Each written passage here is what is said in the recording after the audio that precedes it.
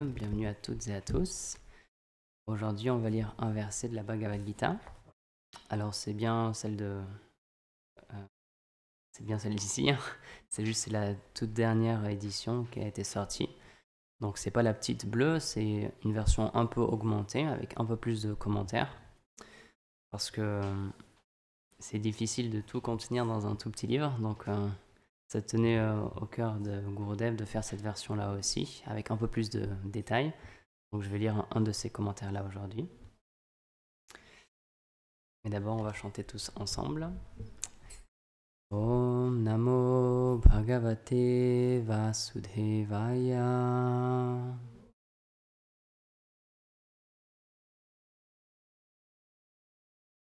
Om Namo Bhagavate Vasudevaya.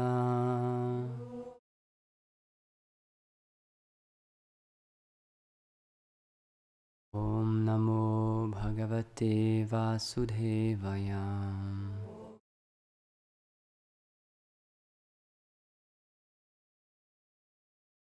Donc, c'est dans le chapitre 7 qui s'appelle Vijnana Yoga, le yoga à travers la réalisation de la connaissance transcendantale. Verset numéro 2. Gyanam teham sa vigyanam idam bhakshyami ashetasham yagyatva neha bhuyo nyajad yakyadvam avashishyate. Traduction. Donc c'est Krishna qui parle à Arjuna. Je dois te révéler pleinement cette connaissance, ainsi que le processus pour la réaliser. Quand tu sauras cela, il ne te restera plus rien à connaître en ce monde. Commentaire. Selon Srila Vishwanath Chakravarti Thakur, dans ce verset, le Seigneur traite du développement de l'amour de Dieu. Il se développe en 9 phases. Premièrement, Shraddha, la foi. Ensuite, Sadhu Sangha, l'association avec les saints. Ensuite, Bhajana Kriya, le fait de prendre refuge dans un maître spirituel authentique et d'accomplir l'adoration du Seigneur sous sa direction. Puis Anartha Nivritti, la purification des choses indésirables. Ensuite Nishta, la fixité dans le service de dévotion. Puis Ruchi, le développement du goût pour la vie spirituelle. Ensuite Ashakti, l'attachement au Seigneur. Puis Bhava, les prémices de l'amour de Dieu. Et enfin Prema, l'atteinte de l'amour de Dieu.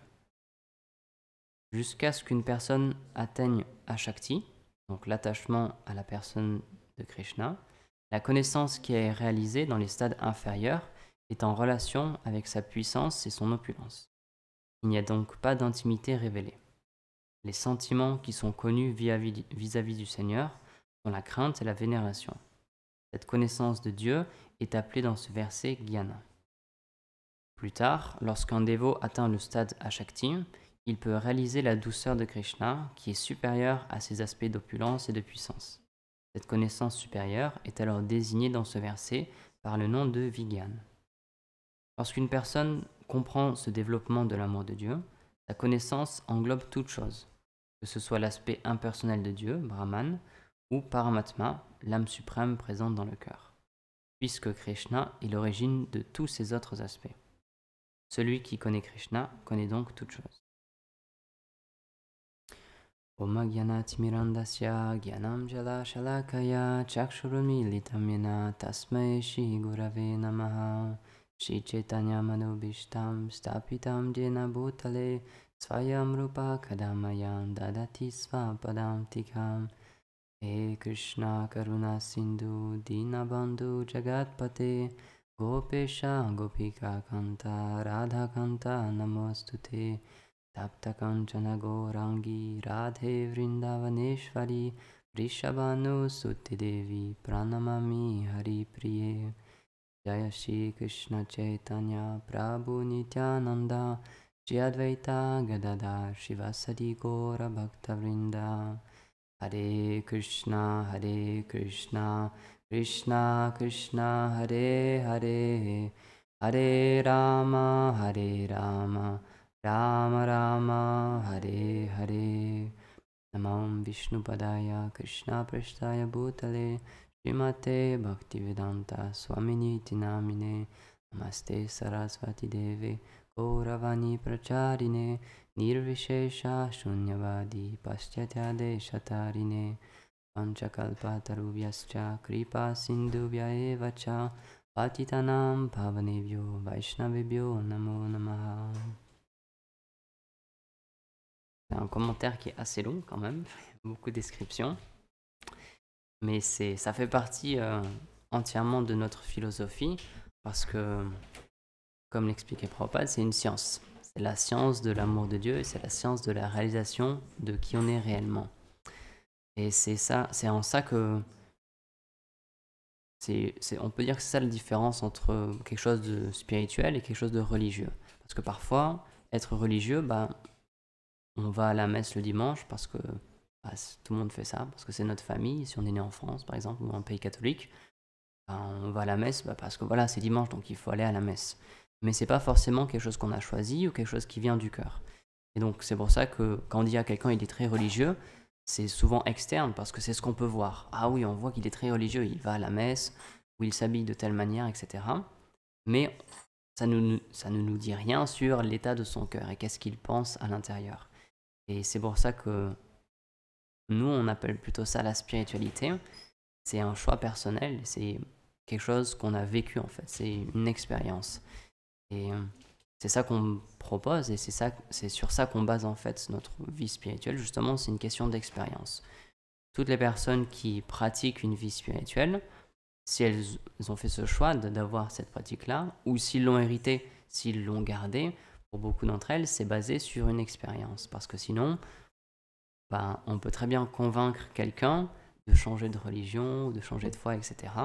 Si c'est pas basé sur une expérience réelle, à n'importe quel moment, il y a quelqu'un qui peut venir et qui peut bien discuter avec vous et qui peut faire changer d'avis. Et il y a une petite différence entre deux mots en français, il y a convaincre et persuader. Convaincre quelqu'un, c'est faire appel à la raison et aux arguments. Persuader, c'est plus avec les sentiments. Et donc, on peut, avec ces manières-là, toucher des gens et les inspirer à suivre une voie religieuse, etc. Mais si ces personnes-là, elles n'ont pas, à un moment donné, elles ne font pas une expérience réellement de Dieu ou de quelque chose de supérieur, de transcendantal, d'au-delà de ce monde, il n'y a rien qui dit qu'elles ne vont pas arrêter ou changer de foi, etc.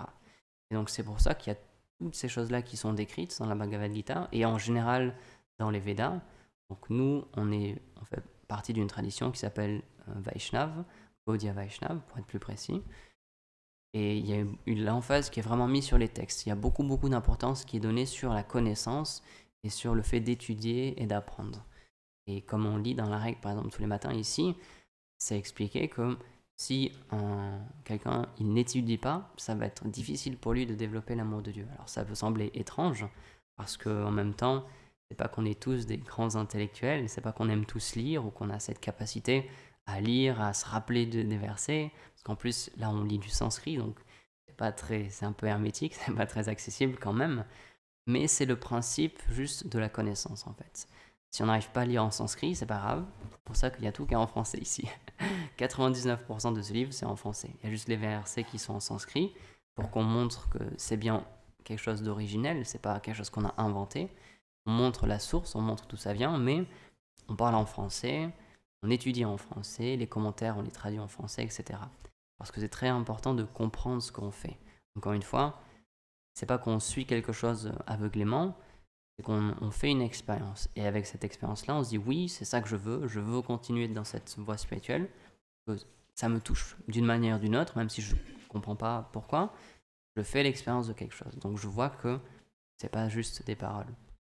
J'avais déjà donné cet exemple, mais c'était très intéressant. Il y a quelqu'un qui venait, lorsque j'allais au Havre pour donner des conférences, il y a quelqu'un qui venait souvent et il aimait beaucoup justement les kirtans. Donc comme on a fait juste avant la classe, le fait de chanter, avec des instruments ou pas, mais le fait de chanter des mantras, des sons spirituels. Et on discutait avec lui après donc de la philosophie, parce qu'on avait fait une petite conférence, pareil, après avoir chanté. Et il posait quelques questions, il argumentait un petit peu. Et donc ensuite, après, on a discuté ensemble. Et donc il m'expliquait, il y a certains points dans notre philosophie, lui, ça l'intéresse pas vraiment, ça lui parle pas vraiment, ça fait pas écho en lui à sa manière de voir le monde. Mais il venait à chaque fois parce qu'il avait une expérience avec le chant des mantras. Ce qu'on chantait, il disait bah ça me touche vraiment, il y a quelque chose qui me touche. Donc c'est ça qui est intéressant, c'est que même si quelqu'un il n'est pas très porté sur la philosophie, etc., Krishna il fait les arrangements pour que dans le service de dévotion, il y a quelque chose qui le touche. Je connais beaucoup de dévots aussi qui ont joint du temps de Srila Prabhupada, donc dans les années 70, 80, etc. Et pour beaucoup d'entre eux, c'est pas la philosophie qui les a touchés en premier, c'est pas, ou même pas forcément les kirtans, ça peut être juste le fait de manger, le prashad. Et c'est vrai, c'est des vraies histoires. Et je connais quelqu'un justement, il racontait comme ça, il disait bah moi au début j'aimais bien aller voir justement les Vaishnavas, mais je venais pour manger, pour le prashad. Parce que je disais, ah, il cuisine super bien, mais qu'est-ce qu'il parle trop? Ah, c'est vraiment trop, quoi. Il parle vraiment beaucoup trop. Et après, finalement, ça l'a intéressé, la philosophie, ça l'a touché aussi. Et après, il a continué. Mais au début, c'était pas pour ça qu'il était venu. C'était pas pour s'asseoir et écouter des classes, vraiment pas du tout. C'était juste pour manger du prashad. Mais puisque toutes ces choses-là, elles sont liées au Seigneur, liées à Dieu, parce que la nourriture qu'on mange, on l'offre d'abord au Seigneur. Donc c'est la nourriture qui est sanctifiée. C'est pour ça que ça s'appelle prashad. Donc c'est un mot sanskrit qui veut dire juste miséricorde, tout simplement. Et puisque cette nourriture, elle a été offerte, elle est plus matérielle. Elle devient spiritualisée. Donc il y a ce principe qui existe dans toutes les religions, le fait d'offrir quelque chose au Seigneur et ensuite de le manger après. Et c'est plus vraiment matériel. Il y a quelque chose d'autre. Ça a été touché par l'aspect spirituel. Et donc ça, c'est avec la nourriture, ça marche comme ça. De la même manière aussi avec les conférences et avec les livres, puisqu'on parle du Seigneur suprême, puisqu'on parle de Dieu, il y a sa nature qui est infusée dans ces choses-là, donc c'est plus matériel. C'est pour ça que tous ces livres-là, on les considère avec beaucoup d'attention. Par exemple, on ne les met pas par terre, tout simplement. C'est pour ça qu'on a des portes-livres, etc. Plein de petites choses comme ça, mais pour montrer qu'il y a un aspect de sacré. C'est plus juste un bout de papier avec un peu d'encre dessus, il y a quelque chose de supérieur. De la même manière, avec les chants que l'on fait, c'est pas juste des voyelles, des consonnes, etc. C'est quelque chose de spirituel. C'est une vibration transcendantale spirituelle. C'est pour ça que les mantras, c'est extrêmement puissant. Et encore une fois, dans beaucoup de traditions, il y a ce fait-là de chanter. Parce que lorsqu'on offre quelque chose au Seigneur, donc que ce soit nos paroles ou de la nourriture ou nos actions, le Seigneur l'accepte et grâce à ça, on peut petit à petit spiritualiser notre existence. Et c'est comme ça que marche le service de dévotion. Donc là, dans le commentaire, il y avait des différentes descriptions des différentes étapes, on y reviendra. Mais ça marche vraiment sur ce principe-là. On engage les choses de notre vie et on offre notre vie à travers nos sentiments ou nos actions au Seigneur. Et de cette manière-là, ça nous permet de développer une relation avec lui. Mais ce qui est important de comprendre, comme c'est écrit à la fin, donc Krishna c'est l'origine de toute chose, puisque Dieu c'est l'origine de toute chose, par définition, sinon ce serait pas Dieu. Sinon ce serait quelqu'un de très puissant, certes, mais ce serait pas Dieu. Mais une définition qu'on donne souvent, c'est que tout est fait par lui et pour lui. Ça c'est la définition de Dieu. Il contrôle toute chose. Il est omniprésent, omnipotent, il a tous les pouvoirs. Tout le monde est d'accord sur ça, c'est Dieu. Donc si on réfléchit un petit peu, si tout lui appartient, ça veut dire que ce monde aussi, ça lui appartient. Donc là, on se rend compte qu'il y a un petit paradoxe.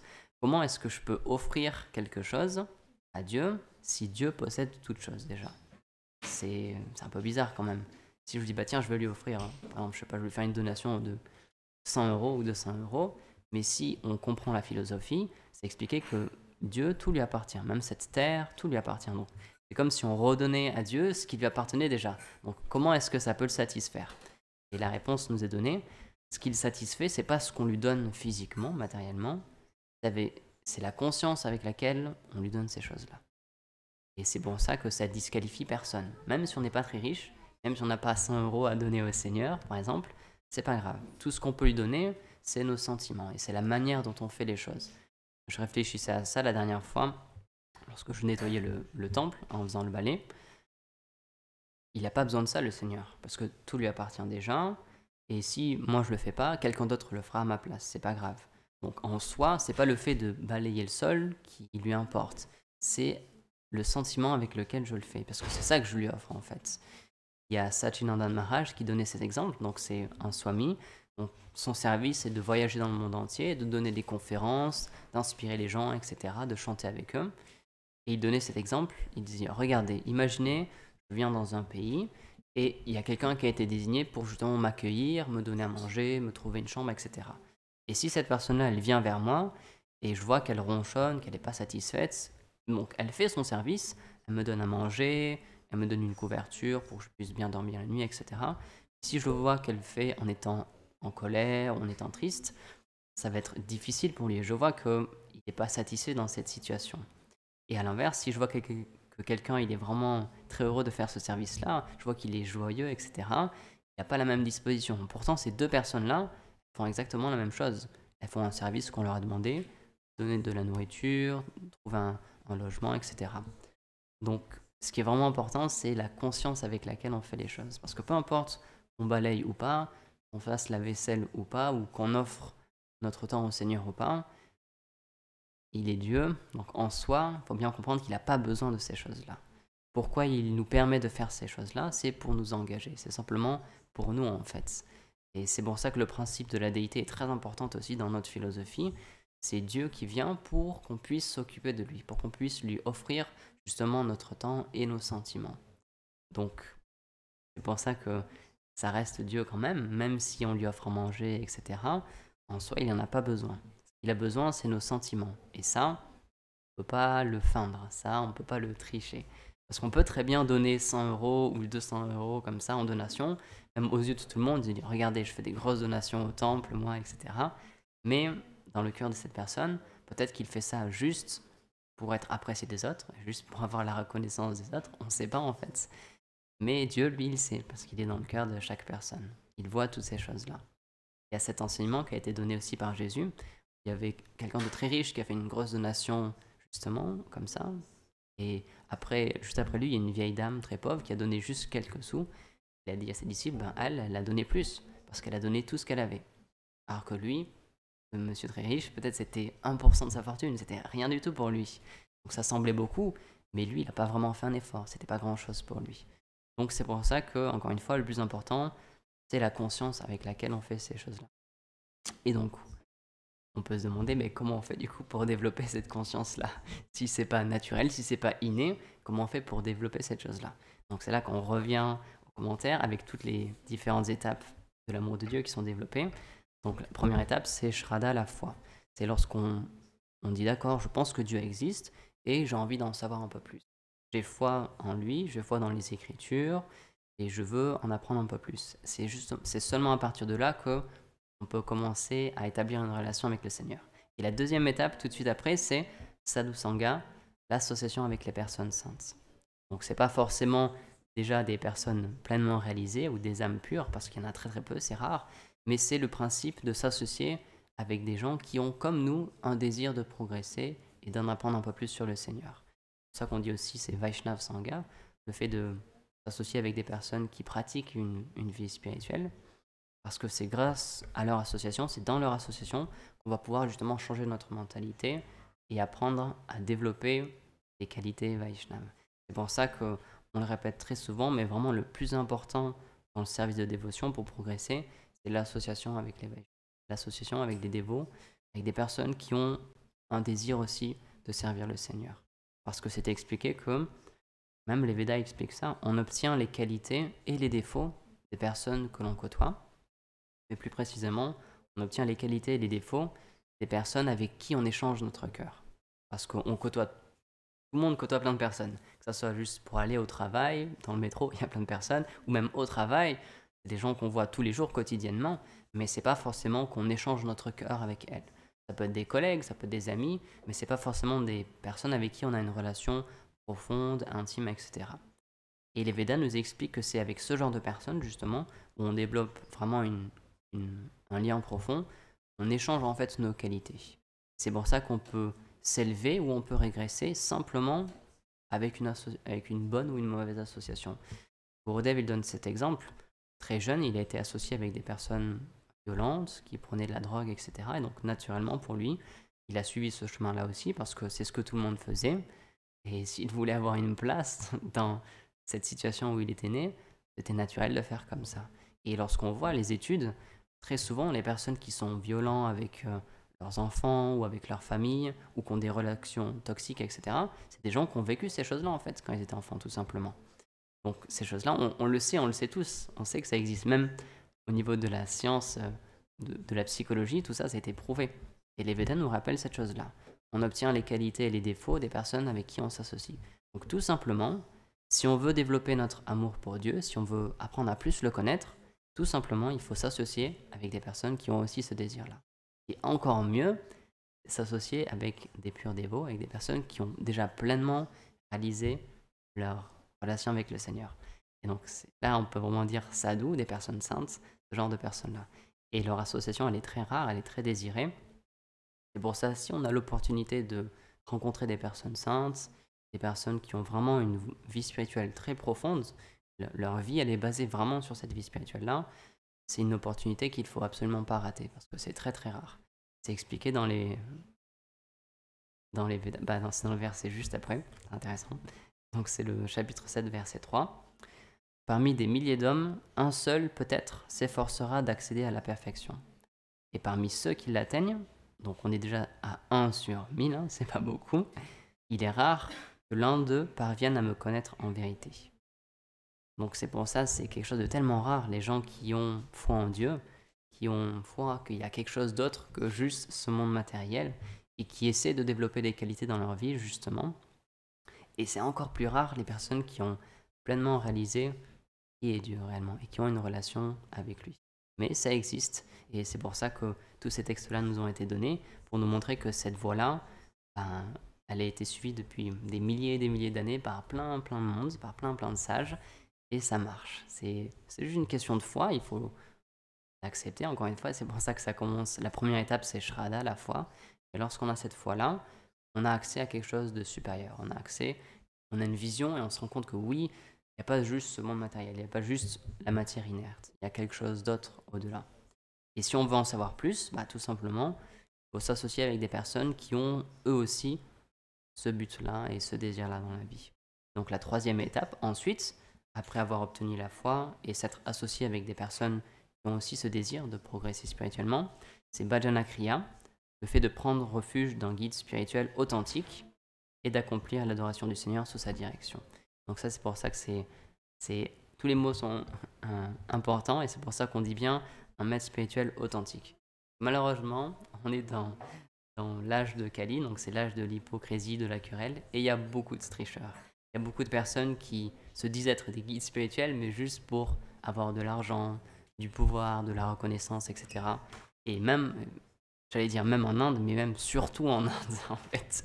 Parce que en Inde, les gens ont cette tendance-là déjà de croire en Dieu, d'avoir cette foi-là. Pour eux, c'est naturel. Et malheureusement, il y a des personnes qui en tirent parti de cette chose-là et qui en profitent pour dire, bah voilà, moi une, je suis une âme réalisée, je suis une personne sainte. Donc déjà, c'est bizarre, parce que c'est expliqué qu'une des premières qualités que l'on développe lorsqu'on a une vie spirituelle, c'est exactement ça, c'est l'humilité. Donc c'est bizarre. Si on entend quelqu'un qui vient nous voir et qui nous dit, bah moi, je suis quelqu'un de très avancé spirituellement, tu devrais me suivre, déjà c'est un peu bizarre, c'est un peu contradictoire. Donc c'est pour ça qu'il y a certains signes, et c'est pour ça que c'est intéressant aussi. Dans d'autres écrits Vaishnav, il y a toute une liste de signes qui sont montrés, comment reconnaître un guide spirituel authentique. Parce qu'il y a des choses qui mentent pas, il y a des choses qu'on voit ça, il faut se dire, ok, bon, lui, il a l'air gentil, peut-être qu'il a beaucoup de connaissances, il parle très bien, c'est vrai, mais quand je vois ses actions, il y a un décalage entre ses paroles et ce qu'il fait. Donc c'est pour ça qu'il faut être très attentif. C'est expliqué même normalement lorsque on veut prendre un maître spirituel, lorsqu'on veut prendre un guide spirituel, il y a tout un temps d'attente en fait. Je crois que c'est Rupa Goswami, c'est un disciple Goswami qui explique ça.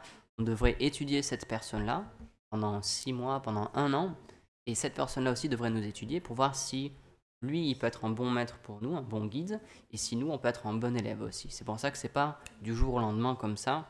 C'est quelque chose qui est très important de remettre notre vie spirituelle dans les mains de quelqu'un. Ça se fait pas comme ça du jour au lendemain. Donc il y a un temps qui est demandé. Et c'est pour ça que la vie spirituelle, contrairement à ce que certaines personnes peuvent penser, c'est pas juste des idées ou des sentiments, c'est pas juste dans la tête, c'est quelque chose de très pratique et de très scientifique. C'est pour ça qu'il y a toutes ces étapes qui sont étudiés, qui sont bien documentés pour qu'on sache où est-ce qu'on va et comment il faut y aller.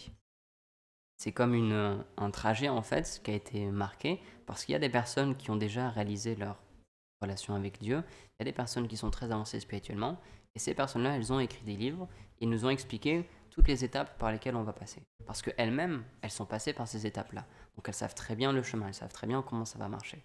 C'est pour ça que, encore une fois, c'est très important dans notre philosophie l'étude et le fait de lire ces textes-là pour que justement puisse pas se faire tricher par des personnes qui certes parlent très très bien, elles ont un langage fleuri, etc. Elles ont l'air convaincants, mais en fait, elles n'ont pas réalisé ce dont elles parlent. Ils parlent très bien, ils ont beaucoup de connaissances, mais c'est juste ce qu'on appelle, comme dans ce verset, juste gyan.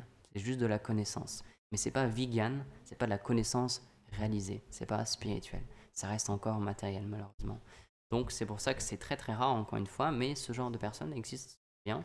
Personnes qui ont déjà beaucoup progressé et qui ont réalisé, oui, Dieu existe, Dieu est une personne, et elles savent comment l'approcher. Donc c'est pour ça que je vais terminer sur ce point-là, même si c'est très rare, puisque, comme c'est expliqué ici, Dieu est dans notre cœur aussi, et il écoute toutes les personnes, encore une fois, il est omniprésent, omnipotent, donc il sait ce à quoi on pense, il connaît notre cœur, c'est expliqué qu'il nous connaît mieux que nous-mêmes, puisque c'est Dieu, par définition. Donc on peut s'adresser à lui, on peut lui dire, bah, s'il te plaît, guide-moi, j'ai besoin que tu m'envoies de l'aide, j'ai besoin d'être bien associé, j'ai besoin de trouver un guide spirituel ou quelqu'un qui peut m'accompagner, donc s'il te plaît, fais des arrangements pour que je puisse trouver cette personne-là.